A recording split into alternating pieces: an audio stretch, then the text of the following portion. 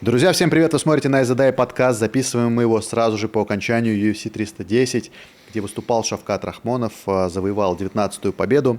А сегодня у нас необычный состав, люди, которые смотрели UFC вместе с нами. Это главный тренер команды Dart Team Эдуард Базров. Эдуард, приветствую. Здравствуйте, здравствуйте. Казбек Сагын, чемпион в минимальном весе Лиги Найза, который сейчас перешел уже в наилегчайший. Всем ассаламу алейкум, ребят. Начнем мы с обсуждения боя Шавката. Эдуард, поделись своими эмоциями, своими впечатлениями. Все-таки человек, которого ты тоже тренируешь. И я думаю, что сегодня у многих, я думаю, болело сердце, когда Шавката хватали на удушающий прием. Но у тебя, наверное, болело больше всех. Да, конечно, были переживания насчет поединка в целом, потому что я изначально знал, что соперник непростой. Я изначально знал, что будет нелегкий бой. Так же, как с Джеффом Нилом. Вот это предчувствие у меня было все эти дни, всю эту неделю. Поэтому я посмотрел все бои его, я посмотрел всю историю его. Я на Мачадо говорю, он прошел тоже нелегкий путь. Дошел до этого уровня, одолев 8 соперников из самой сильной организации в мире. Он шел непобежденным, он шел на серии достаточно хорошей, уверенной. Его возраст был хорошим, и сейчас он в такой хорошей, оптимальной форме находится. Поэтому соперник обученный, соперник не битый, соперник молодой, ментально очень сильный, потому что он принял, у него был бой, в принципе, в 310-м карде, ему, в принципе, некуда было спешить, он бы мог пройти бой, остаться непобежденным, и потом уже посмотреть, что бы там поменялось, как бы там ни было. И это говорит о многом, о том, что он на самом деле воин. Это большое уважение ему от нашей команды за это. И еще раз повторюсь, то, что я ожидал, что будет тяжелый бой. К вашему вопросу о том, когда он попал Шавкат на удушающий, конечно, было же тревожно, так как он закрыл замок. Но, я еще раз повторюсь, навыки Шавката позволили ему выйти из этой ситуации и забрать этот поединок, с чем я всех поздравляю. Казбек, ты своими впечатлениями поделись, потому что Шавкат человек тоже, с которым ты бок о бок тренируешься, вот твой друг по команде, твой боевой. Да, конечно, заставил, конечно, понервничать Шавкат в третьем раунде, да и в четвертом, да и в целом бой. И в пятом. Да и в пятом, да. Да и в целом бой для него, знаешь, вот сложился таким образом. Нужны такие бои на самом деле, потому что у него сейчас тоже впереди пятираундовый бой с Белалом, тоже неизвестно, как будет.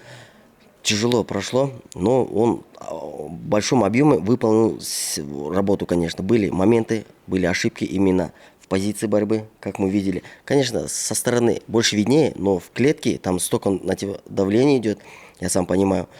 Хорошо поработал, прям отлично. Мы, думаю, закрыли вопрос тем, что были какие-то вопросы, тем, что Шавкат плохо дышит. Пожалуйста, 5 раундов, какой темп был. Поэтому, я думаю, никаких вопросов должно к ему кардио не быть. Хорошо показал именно в клинче, работал. Объемную работу проделал он. Я рад за него. Я рад за эту победу. Это наша общая победа. По-любому, и уже есть, я видел, есть критика, да, что Шавкат не показал финиш, Шавкат не показал, да, что-то настолько яркого. При этом люди там не учитывают, что соперник был 15-0. Но в любом случае, вот что бы ты ответил людям, которым не понравилось такое выступление от Рахмонова? Каждый поединок любого спортсмена в любом виде спорта никогда не знаешь, какой будет исход. Примерно, да, люди планировали то, что Шавкат завершит этот поединок досрочно. И много мне писали, тоже звонили, и эксперты, и обычные болельщики, и какие-то люди со стороны, то, что вот он закончит. Я внутри чувствовал, что этот бой будет тяжелый. И, скорее всего, пройдет 5 раундов. Конечно же, я хотел и надеялся на то, что исход будет досрочным. Но критика в адрес Шавката, она была, она есть и будет. До этого, говорили, не было сильных соперников. До этого, говорили, 5 раундов не бился. До этого, говорили, ни с кем серьезных не выходил, не встречался. Там отдавал борьбу, там проигрывал тому в любителях. Поэтому критика — это хорошо. Это вода на нашу мельницу, как говорится. Но я скажу одно, то, что Казбек сейчас прям в сердцевину попал. Нам нужен был такой бой. Нам нужен был 5-раундовый бой. И я думаю, что бой с Джеффом Нилом, он тоже многое нам дал, потому что и там он продышался, и там почувствовал практически всю дистанцию, и там были проблемы у нас тоже в стойке. Поэтому с каждым боем, и был у нас простой еще, связанный со здоровьем Шавката, это год практически мы не могли выступать по определенным причинам. Ян Гэри сравнительно недавно он бился, поэтому я считаю, что мы побили самого опасного соперника, ну, не считая Шавката, в дивизионе.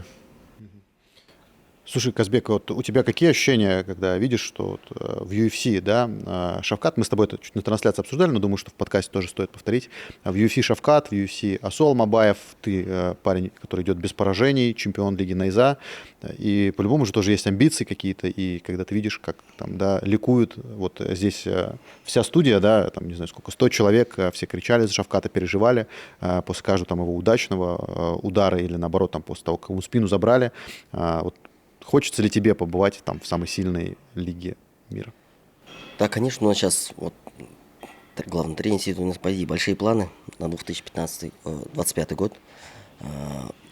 Поэтому действительно каждый раз, когда наши ребята выходят в больших таких аренах, и тоже у любого спортсмена такое желание бешеное, поэтому у меня чуть-чуть такой тернистый путь, но я сейчас прохожу этот момент, ну, думаю, в 2025 году у нас будут большие новости и большие бои, потому что мы сейчас прошли такие предварительные бои, и я сейчас стремлюсь, и вообще бешеное желание у меня проявить большие бои, потому что я готов к этому.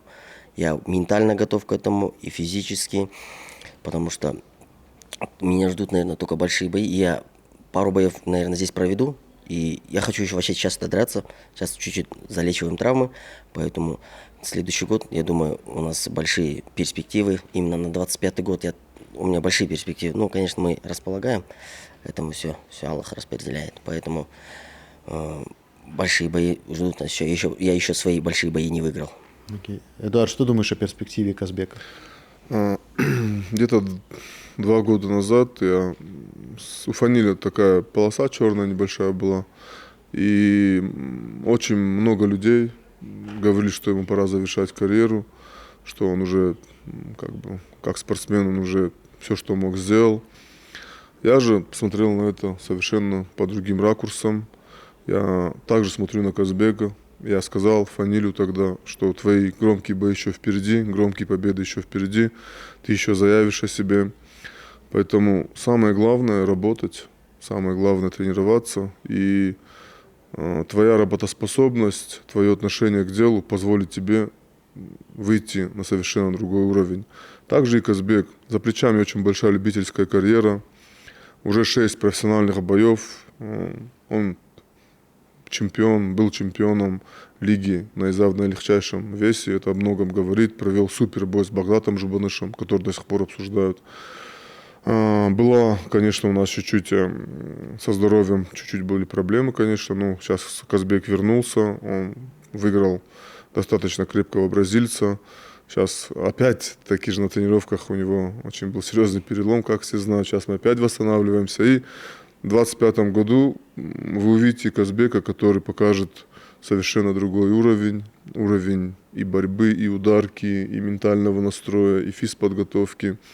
Потому что человек хочет, у человека есть желание. И если человек сам стремится к чему-то, а я всегда рядом, я всегда в зале, я всегда помогу.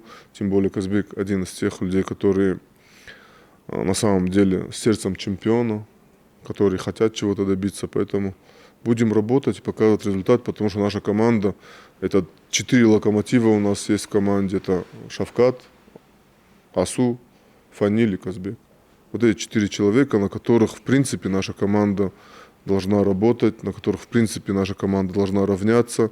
И если мы будем проводить политику тренировок в сторону наших ребят, то и другие тоже будут расти, потому что молодые работают с Казбеком, с Шавкатом, с Фанилем, они обкатываются, они что-то новое узнают. Поэтому вот эти 4 человека, на которых в основном идет акцент, который показывает на сегодняшний день самый лучший результат. А молодые должны стремиться к таким результатам, подтягиваться, больше работать и, как говорится, добиваться результатов тех, которых на сегодня добились вот эти 4 наших спортсменов, которые являются лицом нашей команды. Все, то есть с музыкальной карьерой в 25-м году. Нет, Пауза, да? приостановим. Да? Это уже будем думать, когда уже на пенсии будем, тогда уже. Я хотел только тебе предложить, что надо на титульный бой Шавката, чтобы ты под твое исполнение он вышел на Да бой. нет. практически. Он на арфе сейчас, на арфе хочет, под арфу выйти. Сейчас уже карьеру пока приостановили. Хорошо. Давайте обсудим главный бой вечера на UFC 310. Я так понимаю, что ты, Эдуард, не успел посмотреть? Я не успел посмотреть. Мы с тобой посмотрели посмотрели. бой Александра Пантожи и Кая Сакуры. Почему хочется его обсудить? Потому что, в принципе, это потенциальный чемпион, это потенциальный соперник Асол Мабаева, тоже вашего одноклубника. Ну и плюс ты теперь тоже пришел в 57 килограммов, и я думаю тоже, нет-нет, не знаю, как ты фантазируешь, да, и думаешь о том, что, возможно, это и твой там какой-то, да, потенциальный будущий соперник, потому что как раз Кая Сакура был дебютантом в лиге из Японии. Да, вообще удивительно, как ему сразу дали титульный бой, как он вообще, знаешь, я даже его так отрезком видел, даже я не видел, как он в Райзен дрался даже. Да, он чемпион там, он тем более спустился, да? на 61, да, он был чемпион. Он там 61. Поэтому я не знаю, какая политика вообще у UFC. Он популярный ютубер вообще, в Японии. У него есть свой ютуб-канал большой, у него инстаграм раскачанный, и он как бы и блогер, и боец. Все-таки действительно UFC это такая пиар-машина, это действительно он смотрит на такие моменты. Конечно, получилось, что и ожидалось быть.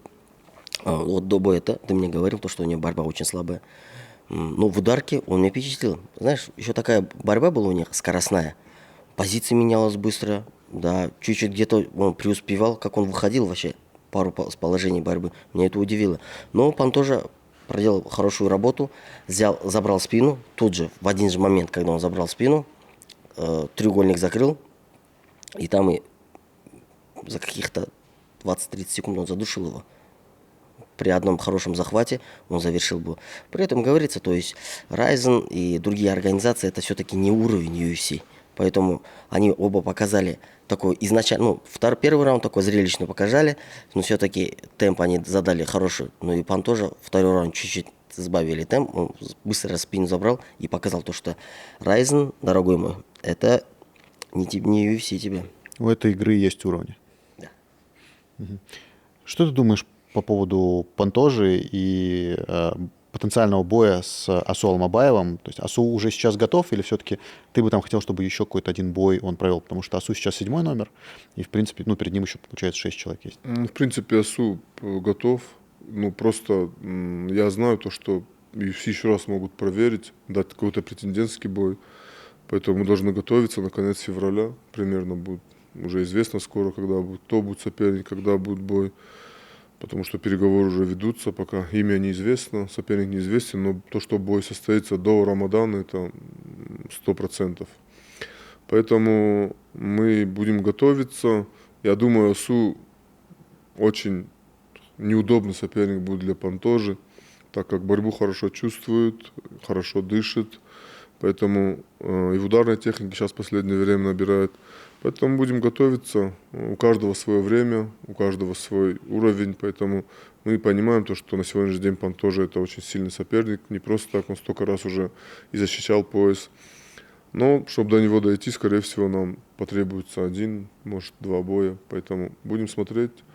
А дальше там на все воля Всевышнего как будет. Но Асу готов. Асу готов. Конец 25-го, я думаю. Конец 25-го. Асу, Идеальный, да, такой срок? Поэтому мы будем готовиться, стараться, тренироваться. Так как он тренируется, так мало кто тренируется. Асу к своему делу относится очень кропотливо, очень серьезно. Поэтому я верю, что он может победить и доказать то, что он на сегодняшний день является лучшим легковесом в мире.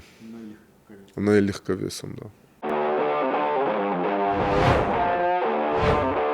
Дарлин.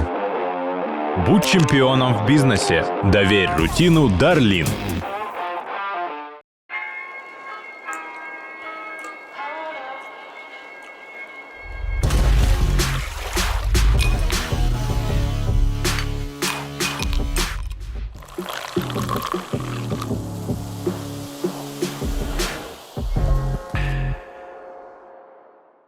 Давайте поговорим теперь про тоже вот какие-то большие бои для Казбека. Уже, в принципе, Шавката мы обсудили. Еще интересно послушать, конечно, мнение Асу. Сейчас в Семее состоится турнир Найзапад номером 70, и там будет драться Багдад Джубаныш. Это человек, который совместно с Казбеком сделал такой, наверное, главный бой 2023 года. Очень яркое, да, противостояние, событие, о котором еще даже сейчас там спорят люди в комментариях. Ты соперника не знаешь, да, Багдада? Нет, не знаю. Тебе не предлагали реванш вот сейчас уже? Мне предложили просто... вообще, я вот в конец года должен был подраться с Ерингейповым. Что получилось, то получилось. По идее, с ним хотел подраться. Но сейчас, кроме Ерингейпова, Ерингейпов, ладно, он поменял лигу. Кроме Багдада, я не знаю сейчас с кем еще. Он такой самый, для меня, наверное, самый перспективный бой, это только с ним, наверное, когда станет драться. Ну и титул за чемпиона сейчас вот не знаю, с кем, кто будет драться там и так далее. Посмотрим даже. Но перспективы, я думаю, это у нас следующий 25-й год. Я думаю, максимум 2 боя проведем в лиге Найза. Поэтому уже дальше будем уже называть. Поэтому для меня это один из перспективных боев на предстоящий год. Ну и все, и теперь только 57 килограмм, уже никаких 52. Нет, ну были изначально,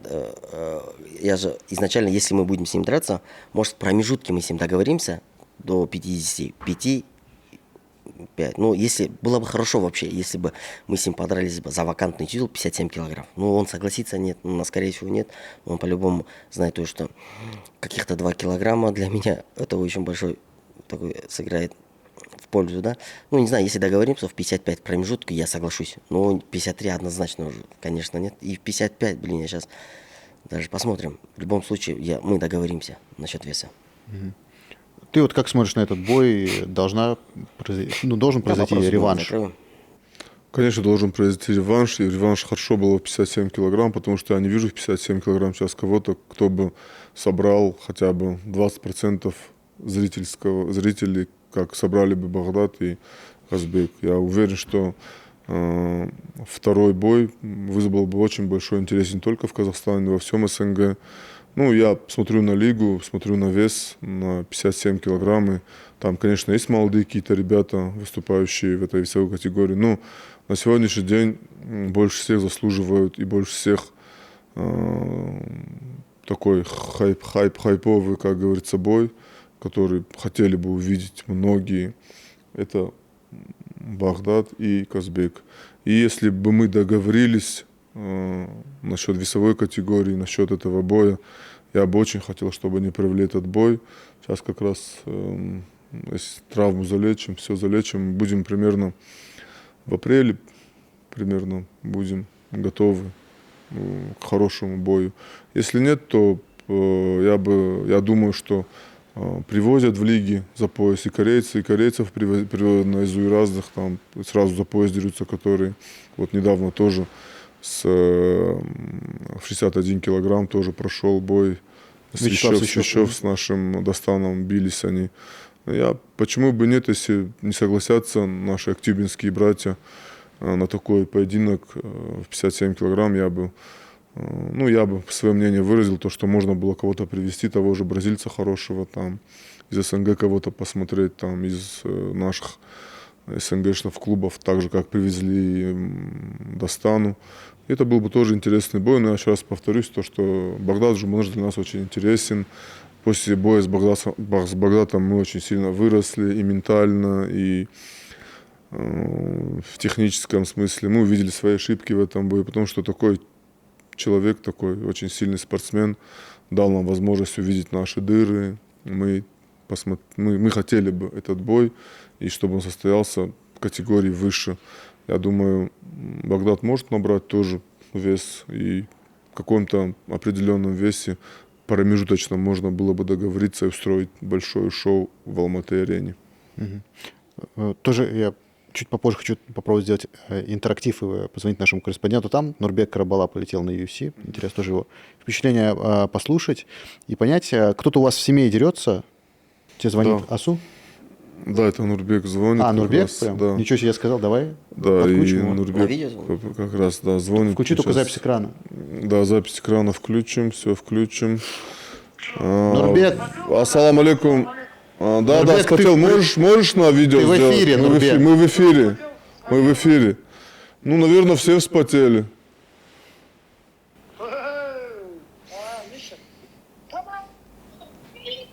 Нурбек, Нурбек, делись впечатлениями. Нурбек, делись впечатлениями. Мы в прямом эфире на подкасте. Нурбек шоу. Поближе подставь к микрофону. Атмосфера бомба. Ну, конкретно вспотели мы тут, елки-палки. Много казахов собралось. Почти 1500 где-то.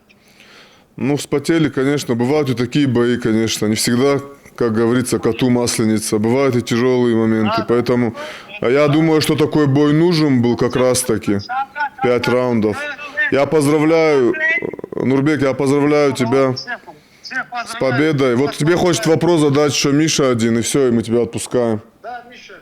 Так, Нурбек, Миша, я тебе прогноз говорил же, да? было. Да. Ну, хорошо, что вот в конце он вышел. Если бы не вышел, блин, вот вон там сложно было бы. А так, он доказал, что он, видишь, волевой, да, до конца. Там, по идее, много кто бы сломался, когда сзади пацан оказался, он хорошо перевернул и контроль забрал за собой. Это 100%. Нурбек, вопрос такой. Ты еще не успел с Шавкатом пообщаться с командой? Просто интересно впечатление самого Шавката после боя, потому что действительно это его первые 5 раундов в жизни, и это первый бой, который не закончился досрочно. Я тебе скажу, знаешь, так, просто многие ожидали, что этот бой закончится досрочно. Настоящие профессионалы, ну, в принципе, кто, как говорится, разбирается в ММА, посмотрев те или иные поединки, приблизительно с кем я общался в кругу, многие предполагали, что будет 5 раундов. И для Шавката очень важно было пройти эти 5 раундов. Почему? Потому что он никогда в жизни дальше 4-го раунда не ходил. Кажется, 4-го раунда никогда До не было. третьего Да? даже не ходил. А у Яна Герри они были. И по праву действительно это претендентский бой был. Очень техничный, тактически сложный. При этом, при всем, Шавкат раскрылся до конца, показал, что он кусается до конца. Хоть устал, не устал, он до конца опасный, да? И вот этот момент, когда полностью Ян Герри закрыл за ним рюкзак, брал шею, вот если бы еще 2 минуты, 1,5 минуты вот так прошло бы в контроле за Яном со спины, в решении судей была бы конкретный вопрос, да, проблема была бы. А тут он показал, что он там 1-й, 2-й раунд забрал, и он вот этим раундом он как бы закрепился, да, в своем этом преимуществе. Я считаю, что бой шикарный.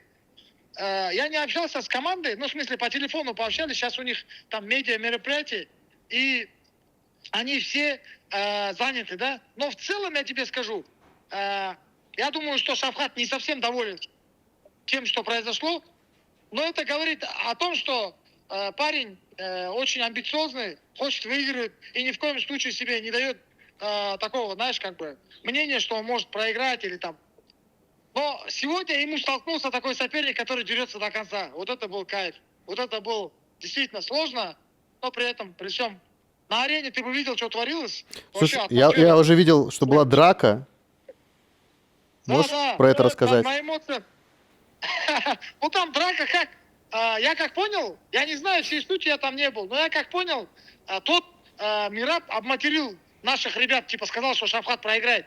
И тут отсюда все началось, да? Ты же знаешь, здесь где-то около 1500 казахов собралось на арене. Очень много. Американских казахов. Оттуда приехали с этого, с Казахстана много ребят приехало. Короче, я понял, что если будет титульный бой, где-то 1/3 арены минимум казахи забьют, да? Угу. Круто. Ладно, Нурбек, мы тогда продолжаем дальше записывать. Спасибо тебе за комментарий. И потом, когда приедешь, еще, думаю, подробнее расскажешь про поездку. Да, все, хорошо вам, дня. Все. Да, это был наш специальный корреспондент из Америки, Нурбек Карбала, глава Лиги Найза по совместительству. Эдуард, я на чем остановился? Опять звонят? Я думал, что уже ОСУ у нас сегодня день интерактивов. Хотел тебя спросить, кто-то дерется из Дартима сейчас в семье? Да, у нас выступает, это уже бой скоро объявит, тоже Али Бадрудинов дерется. И, возможно, выйдет Ермахан Урантаев. Возможно, сейчас посмотрим. Чуть-чуть он ребро потянул. Сейчас вот я до понедельника посмотрю его. И, возможно, с хорошим соперником, крепким из Ингушетии будет биться он. Ну вот два у нас будут биться там, и остальные тоже еще есть ребята, которые в других лигах казахстанских будут биться примерно в это время. Мгм. Готовность какая? Просто у Али же в последнем бою была травма ноги. Очень И- хорошо готов Али. Али это тот парень, который может заявить о себе в ближайшее время уже на международной арене и закрепиться в роли даже основных претендентов на каких-то больших таких мероприятиях, организациях, которые есть остальные такие лиги тяжелые, где можно себя проявить, в том числе и UFC. И по Ермахану тоже хочется узнать. Ему же вроде предлагали подраться с Багой в 52, но я так понимаю, что он тоже по весу уже не готов. Да? Ну, не то, что 52, он даже, скорее всего, и 55 не сможет сделать, потому что мы сейчас... Вообще у нас была проблема с его весовой категорией. Он больше 57 не мог набрать. Я конкретно занялся им, год работал с ним, и вот сейчас он Перекормил. 65, 64 500, 65. Он набрал такой вес. Ну, после тренировки у него бывает 63, но он сухой, ему гонять, гонять смысла нет столько. Потом восстанавливать это все, молодой организм. Поэтому мы решили в 57 закрепиться тоже. Я до этого сказал, есть молодые ребята, которые могут себя проявить в категории Казбека. И один из этих ребят это Ермахан Урунтаев, на которого мы делаем очень большую ставку, который живет в зале, который никогда не пропускает тренировки, у которого есть цель, у которого есть мечта и осознанность того, что он делает, чего я не могу сказать о многих-многих остальных ребятах. Строго. Как Дисциплина. есть. Дисциплина бьет все таланты. А Казбек все вернулся уже, да, к дисциплинированному образу Нет, жизни? Казбек всегда дисциплинированный. И просто он у нас- же выступал он- с концертами. Ну, это что, это просто... Это мы специально сделали, Давай. чтобы отвлечься. Нет, во время Просто- травмы же это все будет происходить. Просто чтобы отвлечься от основного дела, чтобы потом лучше это дело пошло. Он же с бразильцем показал, спел бразильскую песню в октагоне. Ну, в общем, да, Казбек, он и семья есть, и ребенок есть, и работа есть, и он успевает и работать, и тренироваться, и на сбор ездить, и выступать, и вес гонять. И один из тех людей, которые даже на весогонке он не травит своей вот этой аурой, атмосферой, наоборот, заряжает. Вот. Приятно с такими людьми работать. И в тренировочном процессе тоже он может не то, что недовыполнить, а перевыполнить норму. Поэтому его надо останавливать тоже в каких-то моментах. В общем, я уверен, что у нас есть хорошие моменты, которые мы реализуем в следующем году. Мгм. Ну и так как у нас сегодня больше подкаста не о новостях, наверное, а о команде Дартим, давайте поговорим о четвертом, да, локомотиве, о Фаниле Рафикове. В принципе, у него уже есть два имени, которыми он хочет подраться. Это Зубайр Тхуков и Дамир Исмагулов. Но пока нет у него от одного, нет второго ответа такого, явного. То есть Дамир вроде и ответил, по датам, да, не сошлись, я так понимаю. Плюс у Дамира сейчас бой будет в боксе, в Волстаре. И сейчас есть интересный бой, мне кажется, интересный, вот хочется обсудить, да, с вами. Это Александр Грозин, он вчера дрался на турнире «Наше дело». Кстати, тоже можно чуть про турнир сказать, потому что там еще Асалжан Бакаджинулы подрался и должен был драться Даурен Ермеков. Но по поводу Грозина, он одержал победу над Сулумовым. Александр Грозин против Фаниль Рафикова — это интересный бой? Конечно, интересно. Очень сильный соперник. Мне всегда интересны сильные соперники, с которыми мы можем порубиться, с которыми можем вырасти, с которыми можем хорошее шоу организовать. Потому что, кому интересно смотреть, ты придешь там, соперник по 10-бальной шкале десятку, а сам там на единичку даже не тянешь, кого-то любителя привести там, и никто не знает, без никакого-то рекорда, и слабый соперник, и с ним нет никому интереса и смотреть, и болеть за такого. Поэтому пусть будут сильные соперники. С сильными соперниками мы встречаемся не первый день, не первый раз, поэтому очень хорошее имя Александр Грозин. Но посмотрим, Дамир, какие у него планы. Если Дамир не попадает в даты, если у Дамира другие планы, конечно, мы это уважаем. Дамир недалекий нам человек, он тоже очень хороший друг, очень близок, тоже с ним работали, очень хороший парень. Поэтому Зубайра, скорее всего, не будет биться, он тренируется, не тренируется, я не знаю, но вот Грозина, если как раз есть история, тоже наших ребят повыигрывал, тоже он до этого. Поэтому можно будет как-то такое противостояние организовать. И я думаю, зрителям в СНГ тоже будет интересно, потому что Грозин — это парень не робкого десятка, очень крепкий, хороший спортсмен, поэтому мне интересно. Мне интересно. Я вот любой имя назовите, 70 килограмм, я не скажу нет с Фанилем, потому что Фаниль уже, ну куда? Возраст, опыт, физподготовка, отношение к делу, понимание своего дела. И семья есть ради кого это все делать, поэтому почему нет, пусть будет любой соперник с СНГ, там, в мире, там разницы нету. Чем сильнее соперник, тем для нас это лучше, потому что сейчас искать каких-то там соперников, которые ниже нас уровнем, тоже как-то собственная вот этот, как говорится, самооценка падает от этого, поэтому сильные соперники, дата, подготовка, как мы это делаем всегда, так мы это сделаем. И я думаю, зрители и телезрители видят очень хороший конкурентный бой с Грозиным, поэтому я только за такие поединки. Казбек, а ты бы кого хотел с Фанилем увидеть в паре, вот если выбирать, например, из троих этих ребят? Или, может быть, у тебя Вообще какой-то идеальный свой вариант, конечно, был бы Тухугов Зубайра, потому что это большие возможности для Фаниля.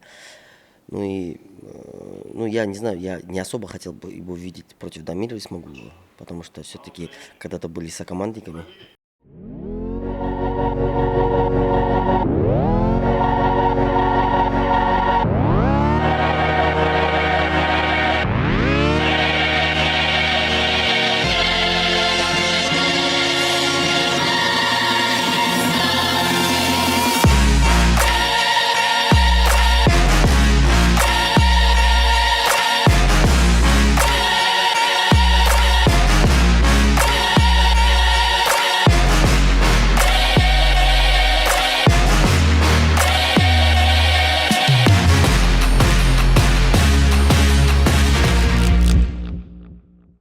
Асу, приветствую. У нас сейчас запись подкаста идет, ты в прямом эфире, вот там камера. Хочется тебя спросить по впечатлениям, во-первых, о бое Шавката, потому что у тебя уже был опыт его секундировать, и вот сегодня был такой супер, да, нервный момент в 5-м раунде. Ты с какими эмоциями смотрел его бой, и были какие-то, не знаю, сомнения в том, что он может не пережить там удушающий? Ну, бой сложился, как и должно быть, 5 раундов, потому что впереди как раз Шавкат ждет 5-раундовый бой за пояс сначала. Это был как раз на это испытание для Шавката, для всех, кто... он же досрочно заканчивал все 18 свои бои. Но было бы лучше, если... Вообще лучше было бы, если он удосрочил, да? Он вот эту победную серию. Но так получилось 5-раундную. Для него только это будет плюсом, я думаю. То, что он так бой провел, то, что он так выиграл. Альхамдулилля. Самое главное, что, как тренер говорит, главное, что тебе руку подняли. Он сам сказал после боя, какие-то у него были трудности. Несмотря ни на все, он после большого простоя вышел и показал такой зрелищный бой. А так он всегда же показывает зрелищный бой, Big Drama Show. Тебя вот, твои эмоции в 5-м раунде, можешь их нам рассказать, вот когда... Эмоции уже, которые 20 минут назад было не вернуть, но сильно переживали, как Эмас, посмотри, птица, как летит красиво.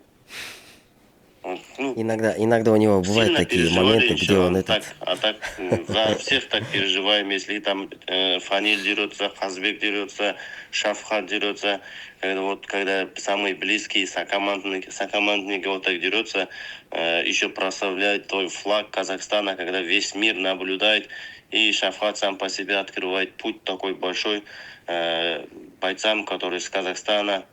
То есть, если он до титула дойдет и выиграет титул, это будет что-то масштабное, мега масштабная победа, иншаллах. Ну и давай напоследок, в главном бою вечера дрались ребята из твоего веса за чемпионский пояс. Хочется тоже твое мнение услышать про бой Кая Сакуры и Алишандр Пантожи. Так. Смотри, Миша, как птица вот так красиво летит. Миша, да. смотри, вот эта птица как красиво летит. Да, очень красиво. Куда они пропали? Мы тебя слышим, видим, да. Асу, все-таки Какой про, вопрос? про бой Алешандра Пантожи и про Кая Сакуры. Это парни, которые дерутся в том весе, дрались за пояс чемпиона. Пояс остался у Пантожи. И, по сути же, ты 7-й номер. И, в принципе, ну, с хорошей серией побед, чуть ли, по-моему, не лучший сейчас, да, в наилегчайшем весе после чемпиона. Ты вот как рассчитываешь, там, что следующий бой тебе дадут за пояс? И оцени бой сам. Ну, я чисто болел за Пантожу, потому что вот этот, ну, боец сам не виноват же, это промоутеры же вот так поставили. Так что вот человека, который ни разу не выступал в UFC и всех перепрыгнул, сразу с чемпионом подрался. Но это было больно тем, кто на строчке 3-й, 2-й стоял. Но им это будет вызов, что надо не надо просаживаться там годами, то, что ты номер 2, номер 3, ни о чем не говорить. Но люди могут в любое время подраться за пояс. Я тоже сильно, очень сильно там, мега, не знаю даже свое желание, как хочу я подраться за пояс, это даже представлять. Но я сильно хочу подраться, потому что я знаю свои навыки, я знаю свои функциональные навыки. И есть люди, которые верят в меня, и вот это я хочу тоже подраться за пояс и выиграть этот пояс. Не там себя проверить или как-то что-то, какие другие там миллион мыслей. Я просто хочу зайти и забрать этот пояс, иншаллах. А так, вот этот японца, то, что он выиграл, вот и очень красиво удосрочил. Но я очень доволен с Пантожей, потому что новичок пришел, он не должен был он просто так пройти, вот так подраться за пояс. Какая бы у него там история не была. Потому что это лига, есть какие-то там номера, там 1-й, 2-й. Они зачем тогда сидят, если за пояс не будет драться? Пусть тогда у нас спросят, есть у тебя желание, я сразу сказал, давай подеремся. И давай тогда по скриптум, последний вопрос. Эдуард небольшим инсайдом поделился, что, скорее всего, тебе дадут бой в феврале. Вот насколько информация правдива, и есть ли уже какие-то наметки на соперника или имя? Ну, есть определенные имена. Сейчас пусть подпишет контракт, потом узнаем. Ну, тебя ждать в феврале, это правильно? Не знаю это. Я просил у них хотя бы дайте претендентский бой. Если хотите проверить меня чем-то, там какие-то, если у вас есть бойцы, которые надежду возлагаете, да, которые вот этого бойца хотим, что у него выиграл пояс. Вот такого человека на меня проверьте, я посмотрю, насколько он хорош. И будет видно там, кто достоин за пояс драться. Все, Асу, хорошего тебе времяпрепровождения. Спасибо тебе большое, что к нам подключился. Рад был тебя видеть. И ждем информации о бое. Салам алейкум. Все, давай, всех поздравляю. Да, мы тебя тоже. Так. Окей. Осталось только, чтобы Шавкат позвонил, да, нам? И все, и тогда пазл сложится. Я последнее, о чем хотел поговорить. Вообще, ну, сегодня на такой мы позитивной ноте. Но я вспомнил, просто столько событий, на самом деле, случается, что я Эдуарда видел совсем недавно в углу у Муратбека Касымбая. Вот про это там вышел у меня на канале репортаж. Но, знаешь, для меня это было уже вообще как будто месяц назад. А на самом деле же это было неделю назад. Да, неделю назад это было. Вот неделю. Тренер, да, очень, ну, ярко, да, там, радуется победам учеников. Ну, бывает и такое, что и руку поднимают джедаи их сопернику. Как ты переживал поражение Муратбека Касымбая и общался ли ты с ним после боя? Да, конечно, мы общались после боя. Он, конечно, на эмоциях после такого, конечно, поражения. Очень такой кровавый бой. Он хотел, чтобы я был в углу, он хотел, чтобы я морально поддерживал его. Я приехал, поддержал. Конечно же, это один из сильнейших спортсменов в Казахстане. Если нужна моя поддержка, тем более мы вместе работаем. К предыдущему бою с Брандау вместе готовились тоже. Сборы проходили у нас в Дартиме. Сейчас тоже попросил, чтобы я был в углу. И, честно говоря, конечно же, я не ударник. Я очень мало понимаю в этом искусстве. Ну, как моральную поддержку я чем мог поддержал. Но, честно говоря, все-таки это такой более жестокий вид спорта, нежели ММА. Поэтому что-то, наверное, в будущем я бы не хотел, наверное, больше в таких мероприятиях как бы принимать участие. Там может, возможно, посмотреть, там можно было бы, но в углу сидеть это тяжело, конечно. Еще когда никто и проходы не делает. Да, еще никто и прохода не делал. Вот хотелось бы, конечно, чтобы проход был один там. Но на самом деле кровавое побоище. Там очень много было крови. Конечно, Муратбек обладает очень сильным характером, так как он все 5 раундов отбился, шел до конца. На что способен на сегодняшний день он показал. Он сам сказал, что он был в хорошей форме. Просто немного, не то что немного, сбило его то, что вот потерял близкого человека. Поэтому, ну, это спорт, победы, поражения, они бывают. Это часть нашей жизни, часть нашей игры, часть нашей работы.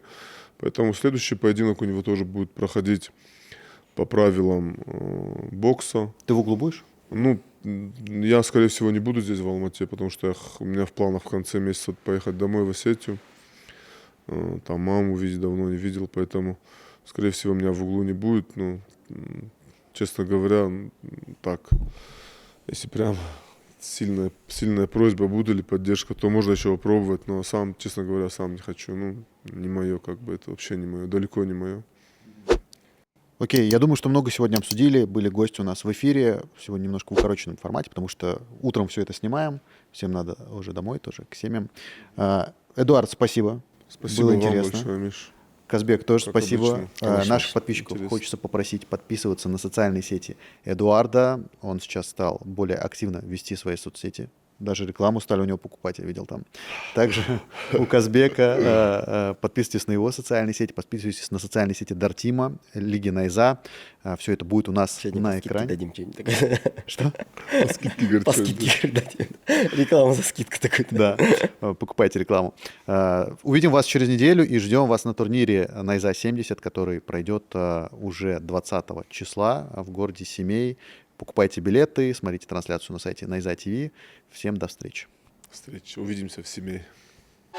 Друзья, наша команда создает уникальный контент в рамках нашего промоушена. У нас происходит здесь интервью, снимаются подкасты, монтируется много-много видеоконтента. И видя, как многие из вас, которые посмотрели это видео, являются не подписчиками нашими, мы, конечно, хотим попросить вас, подпишитесь. Для вас это 5 секунд времени, даже можно сказать секунда. Но для нашей команды это очень большая награда от вас. Так что не жалейте комментариев, лайков и подписок. Ждем вас.